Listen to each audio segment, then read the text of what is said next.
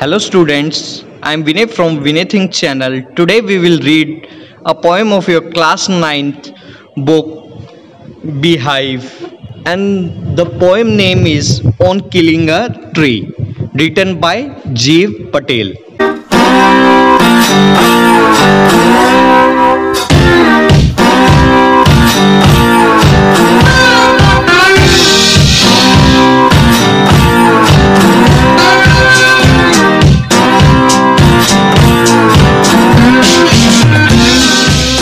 पहले बच्चे पढ़ते हैं इसकी introduction. On killing a tree, जैसे कि आपको टाइटल से ही पता लग रहा है बच्चे, ऑन किलिंग अ ट्री, इसका मतलब किसी ट्री को मारने की बात हो रही है, पेड़ को मारने की बात हो रही है। मारने से मतलब यहाँ पे काटने की बात हो रही है बच्चे।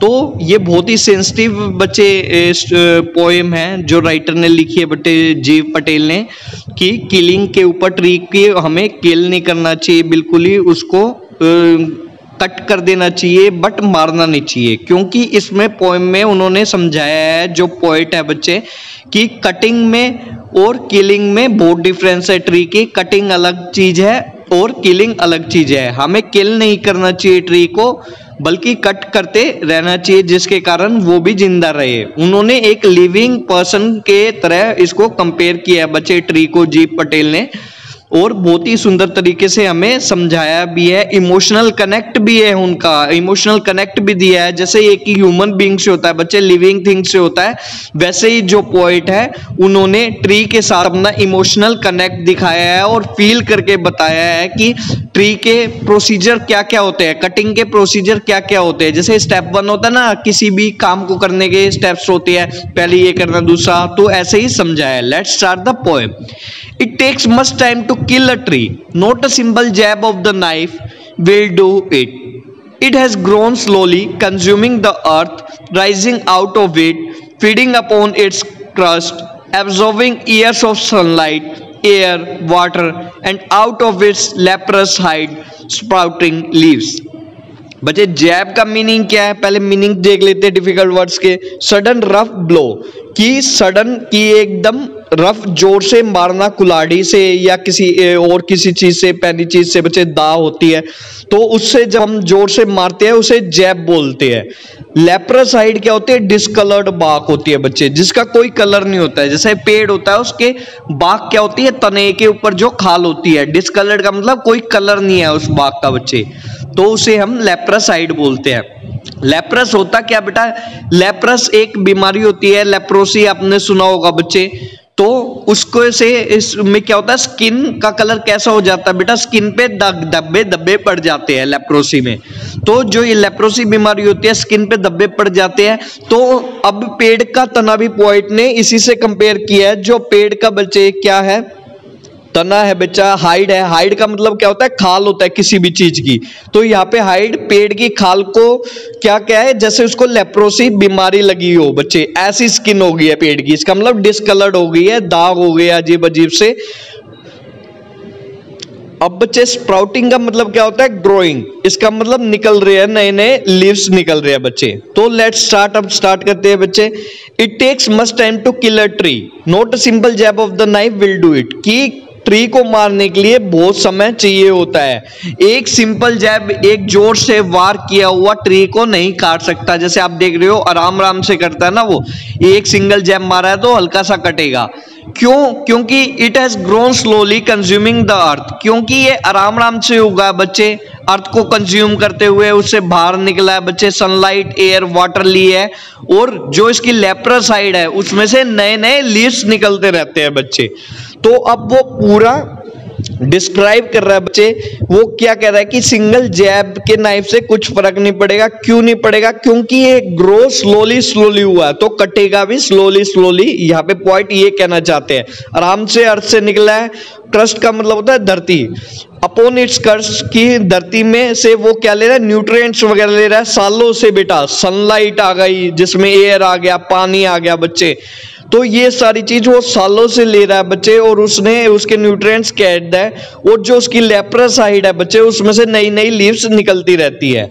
तो यहाँ पे फर्स्ट में राइटर कहना चाहते हैं बच्चे, फर्स्ट स्टेंजा में क्या कहना चाहते हैं बच्चे, जो ये ट्री है इसको मारना इतना आसान नहीं है। क्यों नहीं आसान है? क्योंकि ये सालों से बेटा ग्रो हो रहा है आराम आराम से, धरती से न्यूट्रिएंट्स लेके, सनलाइट लेके, एयर लेके, जो सालों से उग रहा है वो 1 मिनट में सिंगल जैब से कैसे कट डाउन हो जाएगा, तो उसको काटने में भी समय लगेगा।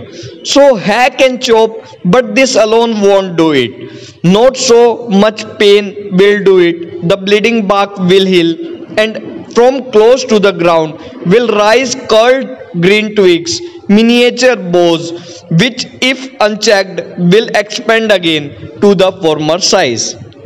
अब बच्चे हैक का मीनिंग क्या होता है? कट रफली बाय स्ट्राइकिंग हैवी ब्लोज, कि जोर जोर से मार के पेड़ किसी भी चीज को काटना, रफली काटना। तो यहाँ पे पेड़ की बात हो रही है, तो वो कह रहे हैं जोर जोर से अगर हम रफली भी उस पर वार करें तो कोई फायदा ना होगा। ब्लीडिंग यहाँ पे किससे कंपेयर किया गया बच्चे? ब्लड से, ब्लड जब बहता है तो उसे ब्लीडिंग बोलते हैं, पर यहाँ पे ब्लीडिंग बाक है। तो यहाँ पे ब्लड की बात नहीं हो रही, सैप की बात हो रही है बच्चे। सैप होता है एक लिक्विड होता है, जब भी हम पेड़ काटते हैं आप देखोगे पेड़ में से एक लिक्विड निकलता रहता है, तो वो क्या होता है? सैप होता है। तो उसकी बात कर रहे हैं यहाँ पे पॉइंट, ब्लड की बात नहीं कर रहे क्योंकि पेड़ में से ब्लड नहीं निकलेगा, बट वो ब्लड से कंपेयर कर रहे हैं इस सैप को जो कि तने में से निकलता है, पेड़ की जो बाक में से निकलता है बच्चे, जब भी हम कट करते हैं। और वैसे भी आप कई पेड़ों में देखोगे तो निकलता रहता है, सहतूत वगैरह के में देखोगे तो उसमें सैप निकलता रहता है बच्चे उसकी। तो अब यहाँ पे पॉइंट क्या कह रहे हैं बेटा, और ये भी जो ये सैप है ये हील कर देगा, तो खाली इसको जोर जोर से काटने का भी कोई फायदा नहीं। बोस का मतलब क्या होता है बच्चे? ब्रांचेस। मिनिएचर का मतलब क्या होता है? टाइनी या स्मॉल, छोटी चीज। तो बच्चे अब ये क्या कह रहा है? हैक और चॉप, इसका मतलब जोर से अगर हम काटे तो वो भी खाली काम नहीं करेगा। क्यों नहीं करेगा बच्चे? नॉट सो मन पेन विल इट डू, कि ये चॉप और हैक भी इसमें ज्यादा काम नहीं करेगा, इतना इसको नुकसान नहीं पहुंचाएगा। क्यों नहीं पहुंचाएगा? क्योंकि जो इसकी ब्लीडिंग बाक है बच्चे, जिसमें से सैप निकल रहा है, वो हील कर देगी इसको। हील का मतलब क्या? ठीक कर देगी इसको। और from close to the ground, और ग्राउंड के पास देखो जो तना बच गया नीचे, इससे क्या निकलने लग जाएगी? ग्रीन ट्विग्स निकलने लग जाएगी। ट्विग्स का मतलब क्या होता है? ब्रांचेस, छोटी छोटी ग्रीन ब्रांचेस निकलने लग जाएगी बेटा, ट्विग्स निकलने लग जाएगी, मिनिएचर और ब्रांचेस निकलने लग जाएगी। और वो बड़ी होके, अगर हम उनको काटे नहीं छोटी ब्रांचेस को, तो वो बड़ी होके वो एक्सपेंड हो जाएगी फिर से, और वो फॉर्मर साइज में पहुंच जाएगी। फॉर्मर साइज इसका मतलब पहले वाला साइज, जितना बड़ा पहले पेड़ था उतना ही बड़ा हो जाएगा। तो पॉइंट यहाँ पे क्या कहना चाहता है बच्चे सेकंड स्टेंजा में? वो कहना चाहता है चॉप और हैक भी खाली काम नहीं करेगी। क्यों नहीं करेगी? वो भी इसको इतना हार्म नहीं पहुंचाएगी, क्योंकि जो इसकी ब्लीडिंग बाक है, इसका मतलब सैप निकलता है जब हम काटेंगे इसको चॉप करके, तो वो इसको ठीक कर देगा थोड़े ही टाइम में, और जो इसमें से छोटी छोटी ब्रांचेस निकलने लग जाएगी। और अगर हम अनचेक रहते, इसका मतलब उसको चेक नहीं करते हो, दोबारा बड़ा पेड़ बन जाएगा। No, the root is to be pulled out of the anchoring earth. It is to be robbed, tied, and pulled out, snapped out, or pulled out entirely, out from the earth cave, and the strength of the tree exposed. The source white and wet, the most sensitive, hidden for years inside the earth. Anchoring earth मतलब बच्चे, anchoring का मतलब होता है trees are held securely with the help of the roots in the earth. वो क्या कह रहे हैं? एंकरिंग का मतलब होता है बेटा किसी चीज से पकड़ना। जैसे एंकर लगा होता है ना, शिप वगैरह आप देखते हो नदी पे खड़ी होते हैं तो एंकर लगा के और रोक रखा होता है। तो इनका ट्रीज का एंकर क्या होता है? अर्थ है ट्रीज की एंकर, जो कि रूट्स को पकड़े रहती है और उनको सिक्योर रखती है बेटा, सेफ रखती है। तो यहाँ पे अर्थ को एंकरिंग बोला गया है, किसके लिए? ट्री के लिए। तो अब वो क्या कह रहे हैं बच्चे?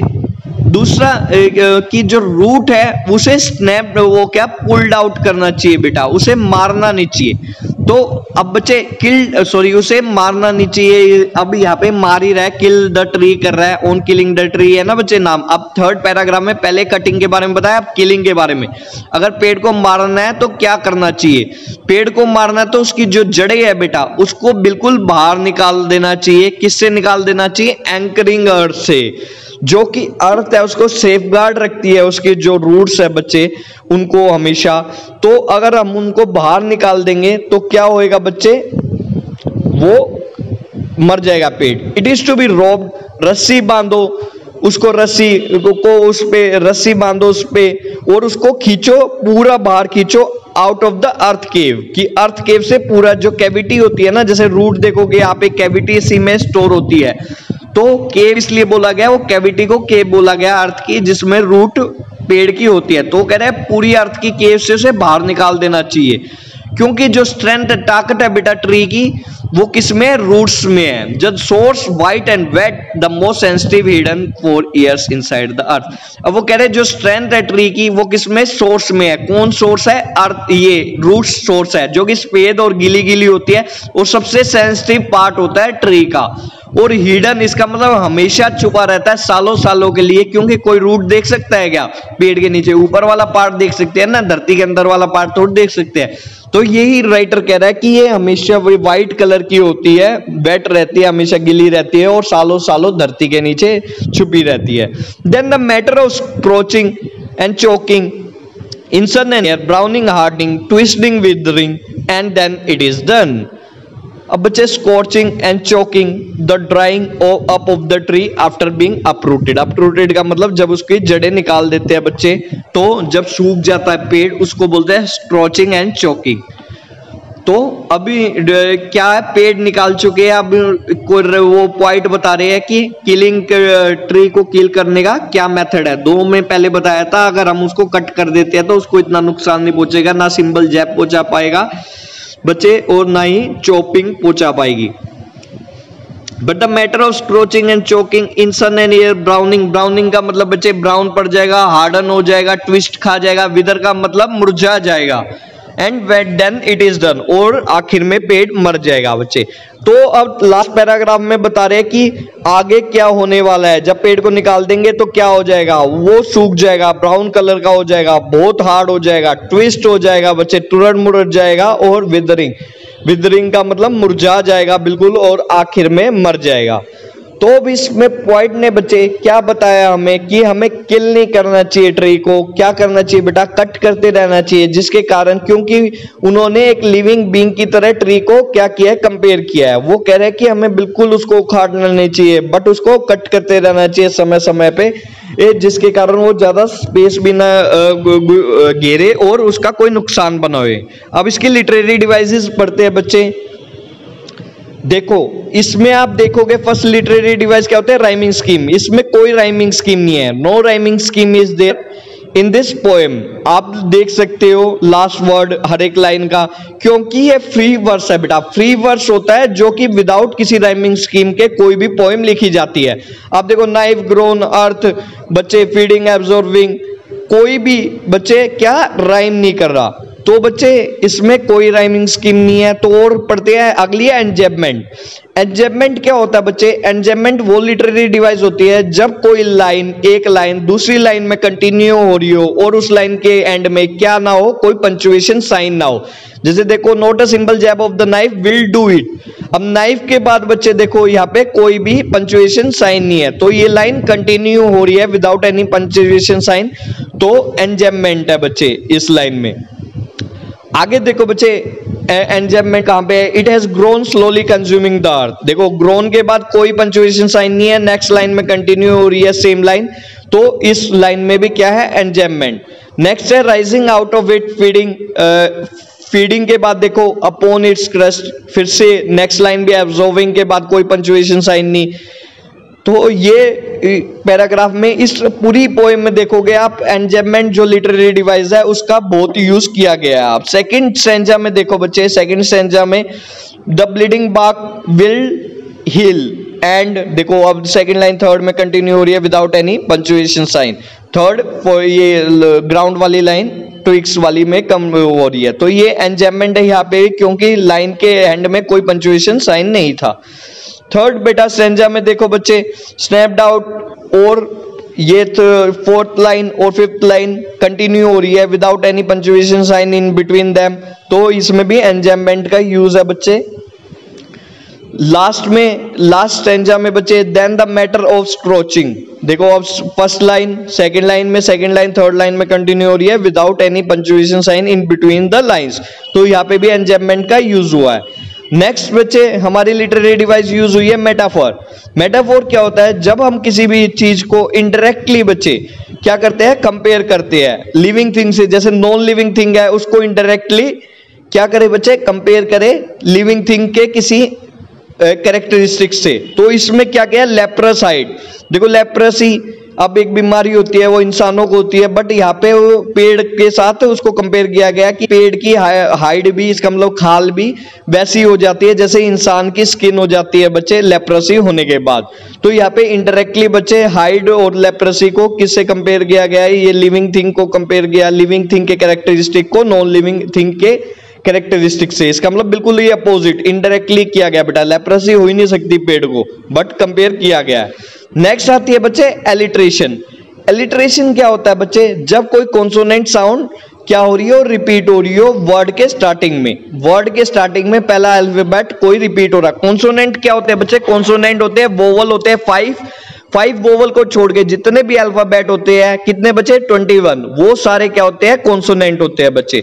तो कॉन्सोनेंट साउंड जहां पे भी रिपीट होगी वहां एलिट्रेशन है। देखो इसमें ब्लीडिंग बाक, ब की साउंड क्या हो रही है बच्चे, रिपीट हो रही है at the starting of the word, तो यहाँ पे हमारा एलिट्रेशन है बच्चे। नेक्स्ट फिर से बच्चे सेकंड स्ट्रेंजा में आता है मेटाफोर। मेटाफोर यहाँ पे ब्लीडिंग बाक में आता है, देखो बाक से ब्लड तो निकलेगा नहीं, बट यहाँ पे इनडायरेक्टली फिर से क्या किया गया, कंपेयर किया गया बाक को इंसान के खून से, इसका मतलब जो सैप निकलता है सैप को ब्लीड से कंपेयर किया गया है। तो सैप को ब्लड से कंपेयर किया गया बच्चे, इनडायरेक्टली कंपेयर किया गया है, जो कि बिल्कुल मेल नहीं खाते हैं, ब्लड और पेड़ का कोई मेल नहीं है, पेड़ में से ब्लड नहीं निकलता, बट यहाँ पे उन्होंने ब्यूटी दिखाने के लिए सैप को ब्लड के रूप में लिया है और इनडायरेक्टली उसको कंपेयर किया बच्चे ब्लीडिंग बाक को। नेक्स्ट बच्चे एलिट्रेशन है, फिर से थर्ड स्ट्रेंजा में बच्चे एलिट्रेशन, कॉन्सोनेंट साउंड रिपीट हो रही है, व की डब्ल्यू की साउंड रिपीट हो रही है बेटा, डब्ल्यू व की साउंड, वाइट एंड वेट, तो यहाँ पे भी एलिट्रेशन हमारा यूज हुआ बच्चे। नेक्स्ट हुआ है रिपीटिशन। रिपीटिशन होता है बच्चे कोई भी 2-3 वर्ड का रिपीटिशन हो रहा हो, क्या एम्फेसिस डालने के लिए, कुछ एम्फेसिस डालने के लिए, तो यहाँ पे किस चीज का रिपीटिशन हो रहा है एम्फेसिस डालने के लिए बच्चे, यहाँ पे पुल्ड आउट का रिपीटिशन हो रहा है। देखो pulled out pulled out pulled out, pulled out pulled out को बार बार रिपीट करे, 3 बार रिपीट करा बच्चे पोएट ने, क्यों किया है, क्योंकि वो इस चीज पे एम्फेसिस डालना चाहते हैं कि पेड़ को पुल नहीं करना चाहिए बिल्कुल, इसका मतलब उखाड़ना नहीं चाहिए, उसको कट करते रहना चाहिए बट उखाड़ना नहीं चाहिए, जिसके कारण वो मर जाएगा। तो यहाँ पे उन्होंने एक लेसन भी दिया हमें कि हमें पेड़ कटने बिल्कुल उखाड़ने नहीं चाहिए, कट कर देने चाहिए।